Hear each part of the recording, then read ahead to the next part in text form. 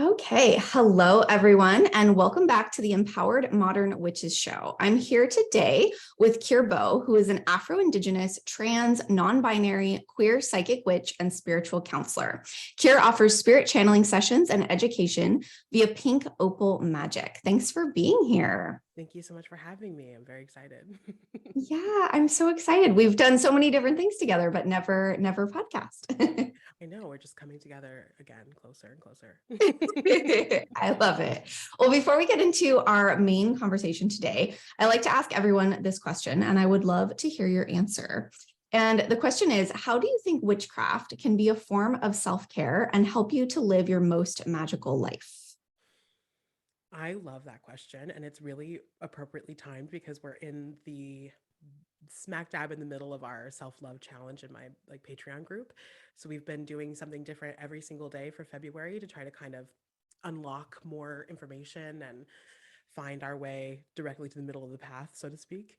And it's just really reinforced the idea that witchcraft is like one of the most powerful tools for self-love and self-discovery because while there are many tools to find things out about yourself or to discover like how I can soothe some of the symptoms of what I'm experiencing, the root of my trouble, the root of my struggle or my issues here, sometimes we get to those answers of this is what's wrong, and then none of the tools that we are investigating or being offered really have the power to get us past some of those actual blocks or some of those big heavy energies that need transformed, or brain stories about what is and not possible about for us and what is true about us. Sometimes we can't actually move those things, and I think that with the addition of witchcraft and living a magical life, you have much stronger, sturdier tools for uncovering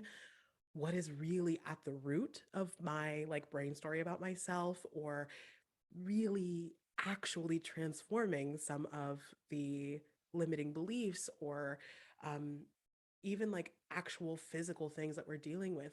Sometimes witchcraft can be both the anchor and the energy that drives you forward to get through the journey, because like I said, there's so many tools for self-love and so many tools for self-care, and sometimes they can only get us so far without doing the dirty work, right? Like the shadow work, the real heavy lifting. And because we don't have a lot of practice in that in our everyday lives, witchcraft already makes you practice that. And two, it gives you that gives those unused muscles an experience and something with which to refer to when it comes to the sensation of transforming and healing and letting the true version of yourself take up the most space in your body. Does that make sense? Yeah, I love that. Well, and I think that that key piece of transformation is so important, and that's not something, you're right, it's not something we do regularly, like we're always in evolution, but we're not really used to feeling like we have the power to transform things for ourselves. And yeah, I think witchcraft gives us that power back. Absolutely. And a system, even though it's not a necessarily an organization or a group, there's still a legacy and a lineage of some kind of structure that we can look to and see, okay, somebody has done this through these portals that maybe I didn't even notice existed. And it can be that true guide. You can come back to what would I do about this magically? And I feel like witchcraft is so beautiful in the sense that I'm going to come back to do it magically, even if I'm being asked to do it physically. If I can't figure that out and I come back to try to do it magically, even if I'm not necessarily having the most helpful intent, something is going to happen that's going to either destabilize my current present or bestow some kind of blessing of clarity that's going to help me get to a place where I am asking for what I actually need, you know? It's so true. It's so true. Well, and I always like to talk about that with plants and herbalism, right? That like you don't prescribe plants in the same way that you do with Western medicine. And they don't have the, like this is the one thing this plant does, right? They just sort of affect you in whatever way you need to be affected. Exactly. Like you want to make sure you're not eating poison, but ultimately it doesn't matter if no one has ever gotten confidence from like high sub. If that's what it wants to teach you, that's what you're going to learn, right? Absolutely. I love that. Oh my gosh. Okay. So I know we have a really cool, fun conversation ahead here about tarot and about the emperor. Before we move fully into that conversation, Kir is going to be one of our guest speakers at the upcoming Empowered Modern Witches Festival, which is going to be March 20th to 22nd this year, 2023, second annual. So this conversation that we're going to be having here about the Emperor is really closely connected to what you're going to be talking about at the festival. So can you tell us a little bit about what that session is going to be like? Yeah, I am going to be delivering a few different spreads and a few different options to like really unlock what the emperor has for you individually.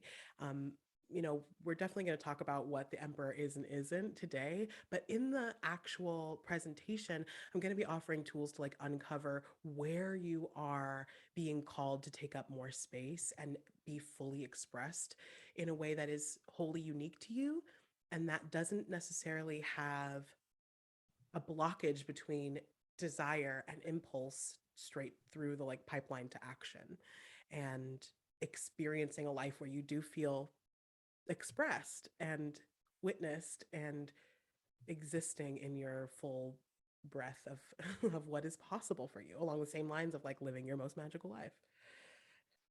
I think that'll be Yeah, really super exciting. absolutely. Yeah.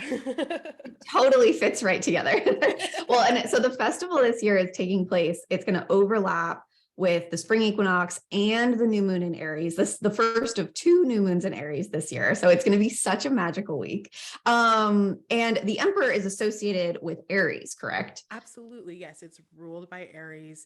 It is that beautiful, like cardinal fire initiatory energy that I have come very close to and have been learning a lot of lessons with. Like we've been going through these other seasons of Aquarius season and even all the way back to like Libra season is when I first started having Aries be like, pay attention to me actually. Probably so we could get to this point to talk about it now before it actually gets here.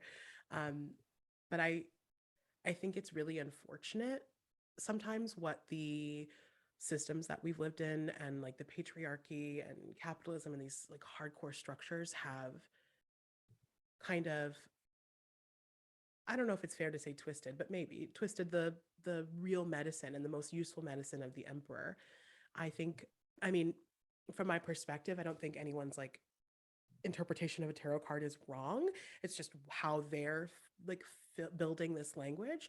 And I'm sure in someone's practice, those definitions of the emperor can be useful because we do encounter, we literally still live in capitalism. The patriarchy is still here. We encounter these things. And I think that that's not wrong. But I do think that from what I've learned with Aries and the emperor is that the medicine that can actually feel like it belongs here and feel like it belongs in our bodies, especially as people who maybe aren't like in love with the patriarchy, to find a way that it can fit in is really valuable. And the emperor actually is not interested in being like in charge or in control. Or, I mean, it's Aries, they're not in control. Aries is like the child, right? They're the firstborn, and their first cry was like, "I exist," not like I'm in charge. I feel like there's so many strong Aries placements that would be just thinking being in charge would be such a bummer. Just like a party pooper kind of energy. um, and so, not necessarily that's not always going to feel good for the emperor to say, like, well, you need to be controlling your emotions, have a grip on your life. You need to be immovable. It needs to be about, having strong, impassable boundaries. And I think that there are a lot of cards that talk to us about boundaries. and a lot of cards that speak to like the necessity, the strength versus like permeability of boundaries. I just don't think that the Emperor is one of them. I think of any Aries people you know, that's like the hardest lesson to learn is like when to not say the thing or when to put the boundary. And I love Aries. Like some of my favorite people are Aries. I love Aries energy. And I think that it's fair for you to admit that maybe that wouldn't feel good right away. Yeah, no, for sure, for sure. Very strong Aries energy over here. So yes, yes, absolutely. Not the best at biting our tongues. Right. And I think that the Emperor would look at that and say, if that's not, if it feels like you're supposed to say something, then I think you should say something, right? I mean, even though it could be destabilizing in your life or it could be causing a conflict. We've been taught that all of those things are just bad. And because it doesn't feel good, we're not going to end up somewhere useful. But there's no zodiacal energy that is like not useful or not purposeful or not wholly inappropriate, right? Not we all can learn to hold our tongues. Like I'm a Gemini, you know that, and sometimes I need to keep it together. There's helpful spreading of information, and then there's nasty gossip, and we have to learn the difference. Right, that's important. So true. So true. Aries and Gemini get along real good in that way. Exactly. I think that the first person that said something that really opened my eyes for the Emperor is Lindsay Mack, actually. I just want to name that that's where I got this phrase that has stuck with me. And I'm paraphrasing, but she says something along the lines of the Emperor is like the redwoods or like a massive mountain range or the ocean, in that they don't ask for permission to grow to their full height, right? If you let the redwoods grow, you know, they just keep growing. And I know that we live in these like really interesting intersections of being in different places of privilege and different spots of oppression. And so we have this fear of, or hopefully there's some sense of like, I don't want to overshadow, right? I don't want to take up too much space. But when we come to the Emperor from a place of following a desire that is deeply rooted inside of us and trying to make sure that that intention is not necessarily pure, but it's something that you're paying attention to, that the intention is not, that is actually intention and not just something that you're drawn to. Um, I think that we can trust in the systems of like checks and balances in nature, right? If we're looking to see ourselves reflected in nature and in the world, which I think is super valuable and helpful, there are so many other systems and species and beings that are that their job is the checks and balances, right? Like if we think about some of these fungal species in like South America and the Amazon, there's so many bugs and different systems of bugs that could easily completely destroy the balance of the ecosystem if they got a little too many in numbers. And there's just fungus that will go through. I'm sure, you know, we've heard of this, the one that basically makes those ants zombies, that takes over their bodies, that it keeps those ant systems in check so that they don't overrun, because they could. They're very powerful systems, and their structure of community and support and prioritization, like collective prioritization, mean that they are so powerful. And we can rely on the checks and balances that exist.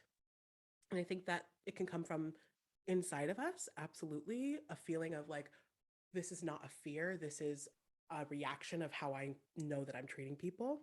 But oftentimes it's going to come from the outside of us. And I think really leaning into the Emperor has you making sure that you are listening to the reality of something underneath the emotional response. Because Aries, right, is gonna just have this fire. It's initiatory. It's the first fire, and so it wants to burn. And I think that trusting that the environment is gonna only let this fire go as far as it's supposed to go means that we can just trust that energy. We can trust that if I am meant to burn, I'm going to burn. And when I run into something where I'm overgrowing or I am taking up more space than is actually for me, that I can trust that as a blessing as well. For someone to say, hey, like, this is actually a little bit harmful, or I'm not sure if you knew this, but let's talk about the impact of this and the impact of your words or of your actions or whatever, that can also be a beautiful, beautiful blessing for Aries and for the like emperor inside of us to like anchor into, okay, I'm not in charge. I just get to be who I am. I can trust nature to check me or balance me when it's necessary, and that my communities and other people are that nature as well. Like, this is all of humanity is my community. And of course, we have like a line where we have like the chronically online like energy of like, I am going to fix this by yelling at you. You know, we're not every complaint or not every conflict is actually in our highest and best to engage in. But I think that when we are in a place where we know that we are, it's not just possible but probable that we're going to cause harm at some point, then we can make a plan and be ready and know that the checks and balances are going to support us. And I am like a little bit sick of talking about cancel culture, but I feel myself coming back around to this idea. And I think that's where we get this like, I understand that cancel culture gives the rest of us a fear of being wrong publicly, a fear of like doing the wrong thing, being called out, or having to like lose our livelihoods or whatever. And we have so much of the like anti cancel culture energy coming from that space, which isn't wrong, right? It's not wrong. We definitely have people afraid to speak, afraid to be the emperor and say the thing that is natural or that is the truth from them in that moment. But ultimately, if we can understand that, like, it's not asking you to be smaller or to fit and contort yourself into a shape that isn't true, that maybe some of these invitations are to expand you and let you actually be bigger, that we aren't preemptively stopping ourselves just in case we say the wrong thing, that we know will never achieve this sense of like, I am fully expressed and I exist and I trust myself to be out here in this world, if we're not willing to like be wrong in front of people. And that's where I get this line where I'm like, I don't think cancel culture is affecting the people in the way that we think it is, but also the people who are complaining about cancel culture are not wrong, and that is actually what we're encountering. And it all comes back down to the emperor's invitation to just live here and do what it is that your desire lends you to. Because even if it's not like good or preferred or our choice of what the experience would be, or it just doesn't turn out how we wanted it to be, it doesn't necessarily mean that it's wrong or that you've done a wrong thing or that it is off the path, right? It is the way that we learn the lesson. And I Yeah. think that's cool. Yeah. Well, and I think that's so true of Aries energy in general, that it's sort of like, it's not about figuring out a plan, right? It's not about figuring out how it needs to work or how it's going to happen. It's just about doing it and seeing what happens. And there is a certain degree of falling on your face that I can attest to. But yeah, I love so much of what you said. Would you say that, because like we do, kind of traditionally talk about the emperor as this kind of like in charge energy, right? So would you say the reframe is that it's kind of more of like a self leadership, or like how would you reframe that? I think that that's a really great way to put it. It is a self leadership, it's a self stewardship. And I think the way it like visually looks to me is a like filling up of your actual whole body space, where it's like maybe in an unhealthy or imbalanced relationship with the emperor, we are either existing way outside of the bounds of our actual reality and physical sense, or we are so much smaller inside, and that the emperor wants us to just kind of inflate and fill to the like full boundaries of our existence, and that our brain is always saying that it's a different shape and a different size than what the reality is. And Aries is not meant to just like stop and listen to the brain. They're meant to just go there and then learn on the go, right? Yeah, absolutely. Good reframing. Well, I loved what you were saying too about like the balances, the checks and balances, right? And I think that's so true in everything in nature, right? And definitely we see that in astrology that, every sign has a natural opposite and that they balance each other and they can't really exist without each other. Right. When from your perspective, like how do you like to think of balancing, right? Do you turn to another tarot card? Do you turn to the opposite astrology? Do you turn to plants or like other tools? How do you like to like bring in that balancing energy? I This is one area that I like I struggle to engage and be the one that makes the decision for myself. So often it is external stimuli or like my guides or my like spirits being like, no, this isn't going to work. You're trying to go in this direction and we've closed the door because you are not, it can't work that way. But what I'm learning from like a place of not wanting to necessarily run into closed doors as often as I do is I really actually rely on Libra energy, and I'll go through the Libra cards in the tarot that are like built as a structure to help you like see the whole story, right? Because I think that for me, when I think about coming into balance, I can see like the end goal and where I'd like to be, but the destabilization between where I am and where I want to go is terrifying for me. And because even in an act of coming into balance, something is moving, right? It's like one of those little things that comes back and forth and you knock the balls and they move forever, right? The momentum devices. Even though it's the right thing and balance would be to move that one ball, the other one's going to move. Like there is a destabilizing energy. And for me, like going through the Libra cards, like the well Libra, I also think Aquarius cards could work too with like the seven of wands, the six of wands, where it's like you literally there's a system here that you're not seeing and you're trying to force every other part of this world and your world to be one way and make this puzzle piece fit right here when really you have the puzzle piece, it's just in the wrong spot and you have to let it fall to pieces before it comes back into place. And so I like really try to utilize like the two of swords and building that boundary between me and the world and going through the information that I know I'm getting from outside of me and inside of me and coming to a place where I'm like, okay, this is what my truth is. Or if that's not available to me and it's not intellectual, I'll go to the four of swords, which asks us to like be in a receptive stillness, right? To be in that meditative place and to ask for help and to be willing to receive the information, or into justice. I feel like justice so often is like take a step back, look at all of the information before you can know what even is out of balance, right?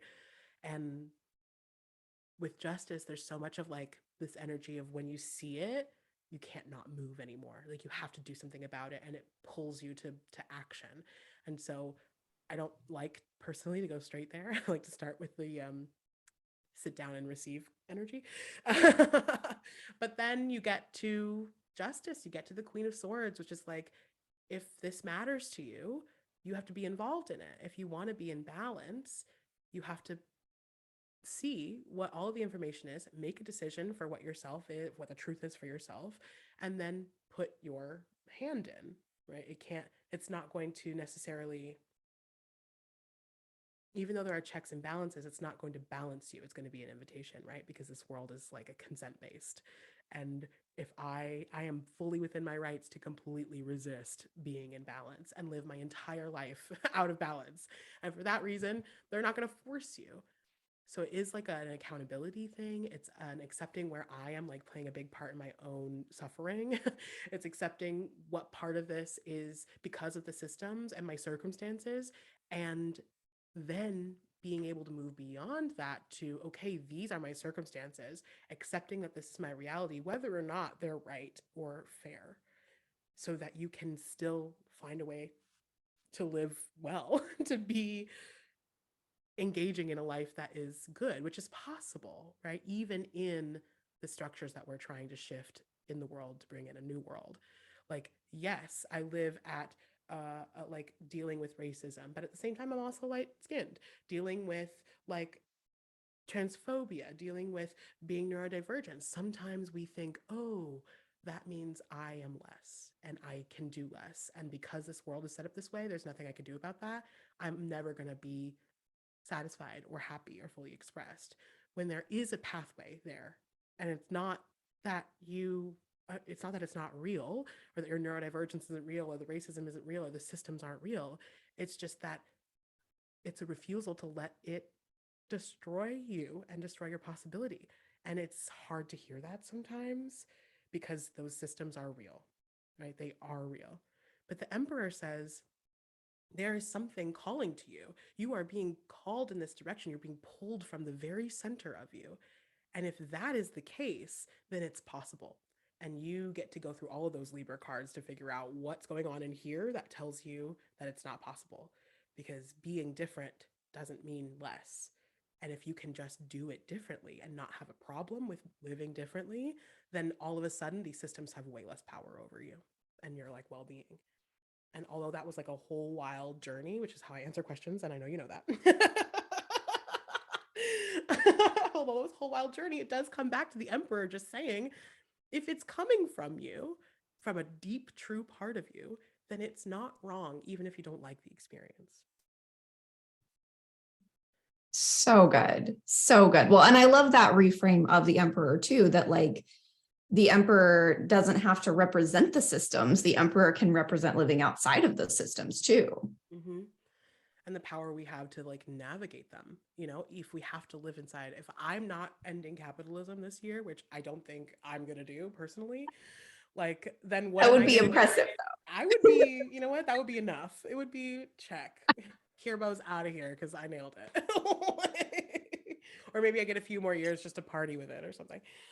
Oh, But if I can't do something, I am absolutely going to show up to do my part where there is a way that I can affect the journey. If it's talking to people, if it's sharing something, if it's showing up to a protest, if it's delivering my resources, whatever. But that doesn't shift the fact that I'm living here and I have to find a way to live here. And they win when I decide there's no future. They win when I decide that I can't have what it is that I want and that what I want from a deep place. There are many other cards that are like, do you want that? Or do you just think it's going to solve your problems? Because it's not. Like, hello, all the sevens. You're like, you're distracted by something that's not going to help. But when it comes from that spark of creation place, that first fire, that like fuel for which you are alive, like your soul fire, then who are you to say that that's not possible, to put a limit or a wall or a restriction on it? When all we've got to do is say, okay, maybe that path isn't possible for me because my brain does not work that way, but that's not the only door. I'll find a back door, a sideways. I'll build a similar structure over here that's got an accessible way to get in it. I'm gonna make it happen. And they have us like the capital they have us like they're like finally letting people live who are neurodivergent. Like we spend a lot of time just literally not letting them be alive. That we finally have like the first big generation of people who are allowed to live and find a way to be, and not everyone's like you have to live in your own community or whatever. And they're letting us do that with the caveat that you know that you'll never be able to do XYZ. And if you are not successful in this way, or busy in this way, or productive in this particular way, then you're not worth anything to us and we'll throw you away. And I think that's the next step that the emperor can really help us with. That next step of like, okay, I have removed the brain story that I am bad because I'm different. But now I need to remove the brain story of I can only achieve so much. There's only like what I want, I can't have because of these obstacles. When you learn from all of the people that have encountered such incredible, like horrendous experiences and real marginalization, and if it's possible for some of these people to reach their goals in their way, then there is no world in which it's not possible for us. And if the emperor keeps coming on the table, it may be frustrating because it's a lot of fire and you're like, what are you saying? But ultimately, there's a part of you that you are trying to contort into an unnatural shape to fit into a place where you're not meant to be. And it doesn't mean you're wrong on the planet. It just means that your brain structure, your brain story, that your vision and your perception of yourself and how you fit into the world is outdated, is old, is already dead, and is just haunting you. And you've got to let it go because the truth is desperate to exist inside of you. Like, we just finished the lovers year where all of these versions of ourselves that we have been like neglecting or rejecting or just didn't even see are like, hey, I'm real and I'm lovable too, even if it's something that you don't like. I'm still worth of love. And now we're like, all those pieces of us are smashed together in our bodies. And now with the chariot year, that's like, okay, so can you want what you want with your whole chest and your whole heart? Can you adjust your life so that the vehicle actually takes you where you want to go? And the emperor, I think, is key to that because we will not figure out what any of this is supposed to look like and feel like if we are still trying to only deliver a palatable version of ourselves or only trying to exist. Because like sometimes I say deliver and it makes me think that people are like, well, I'm not like online or whatever. I'm not talking about that. I'm also talking about what you let yourself see and what you let yourself feel, and that there is more. And it feels like a dangerous journey, and it feels like death, and it feels like losing the core parts of who you are. But if they're shifting, they're not the core parts of who you are.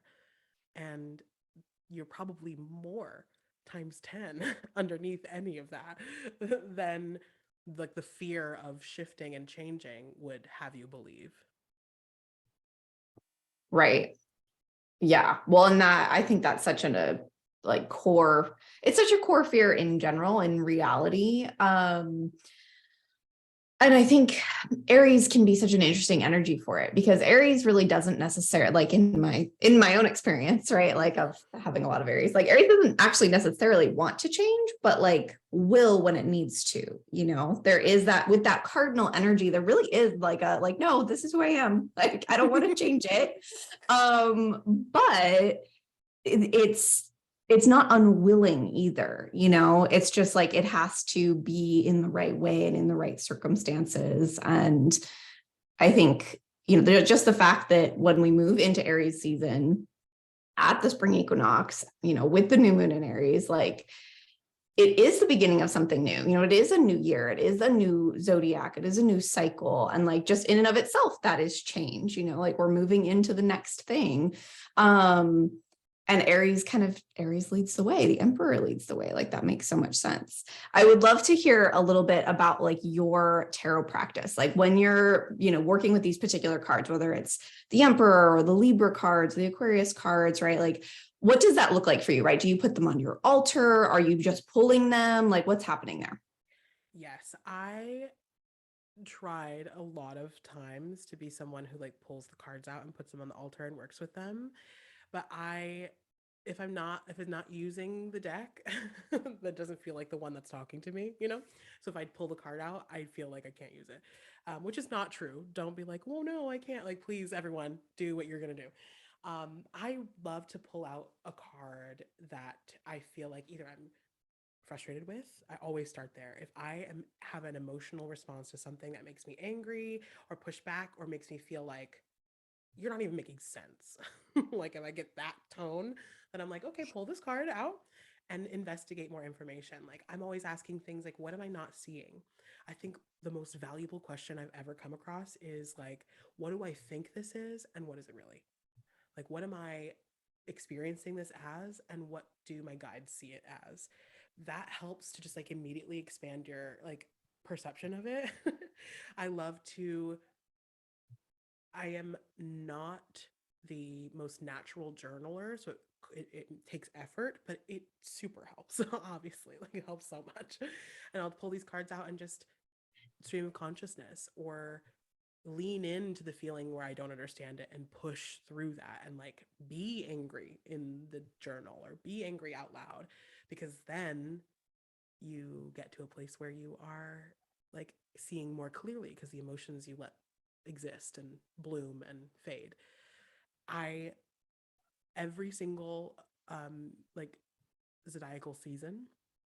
We go through my Patreon, we have our fun little study where we sit down and we take out every card that is like ruled by that season, and also the transition one. And that is a core to my practice because it really helps us get an understanding of the energies that we're currently living in.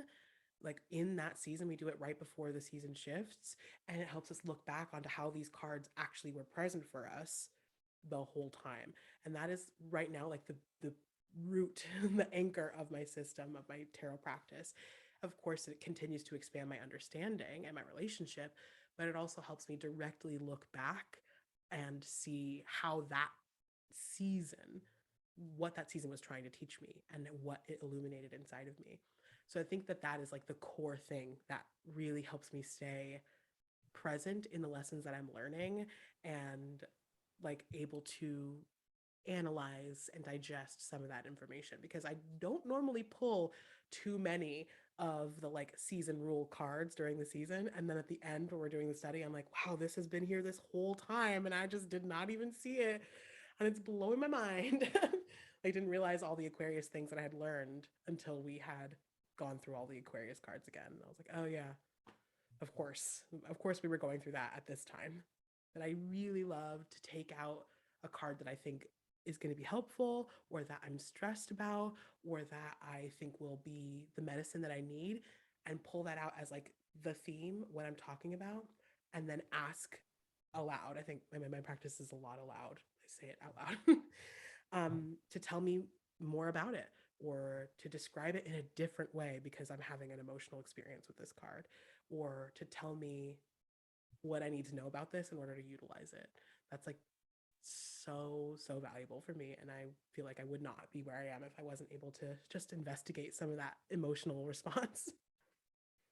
Oh, that's so good. I always love to hear about people's individual like tarot and astrology practices, because there's so many ways you can approach the chart, the deck, like, like, and so it's just, I think it's really useful to hear and just get those little pieces of inspiration from people, like, this is what I'm doing. This is what you're doing. This is what we can all, experiment with. So I love that. I really love it. And I love that you're doing it after the fact, that it's like, because I think we can really get into a habit with tarot, with astrology, probably with other systems too, where we're always looking ahead. We're always pulling a card at the start of the day, or at the start of the season, or the start of the year, right? And either we totally forget about that thing, we never look back on it, or we're so concerned about trying to figure out what it means. I actually really love the practice of like looking back and reflecting instead of trying to figure out what's going to happen. Yeah, we did a whole challenge where we spent 30 days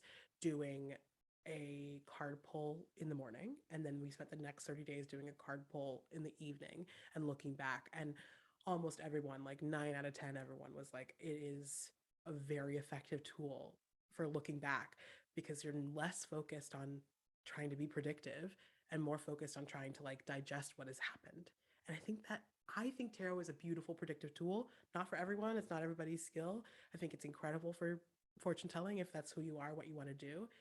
But I think the more universal, like incredibly powerful medicine of the tarot is in the analyzation and digestion of what you have experienced.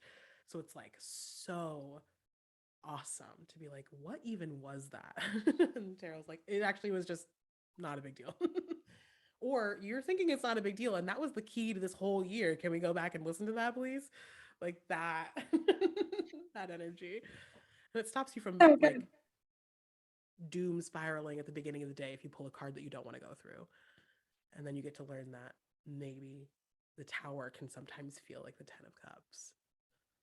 And so maybe you don't run away from the best medicine, because you know that sometimes that Tower feels like the 10 of Cups. It feels like the Ace of Cups, and it doesn't always feel like fire, brimstone, destruction. And that I only learned from looking back. Right. Yeah. No, I love that. I absolutely love that. Oh, this was so good. I know everyone's going to get so many good nuggets out of this conversation. So if you want to learn more from Kir Beaux, definitely come and register for the Empowered Modern Witches Festival. It's going to be March 20th to 22nd. We're going to have live and pre-recorded sessions, all virtual, all online. We'll link that in the show notes. and totally free. So come and join us. It's going to be super fun. And we have all sorts of things. We have readings, we have sound clearings, meditations, like all the things. It's going to be awesome. So definitely come and sign up for that. Where can people find more about you? I am just by the time you listen to this, there will be videos up on my new YouTube channel called It's Queer Magic with Kir Beaux, where we will be doing literally everything under that umbrella. I'm on, like I said multiple times, I have a Patreon group and we do a lot of fun things in there, and that's like $5. It's like no big deal. And I'm slowly but surely coming back to Instagram as a platform I prioritize and use. So you can check me out there at Pink Opal Magic. Awesome. I love it. We'll definitely go and check out all those places. We'll link website, YouTube, Instagram, all the things. So thank you so much for being here. Thank you for having me. Go Emperor.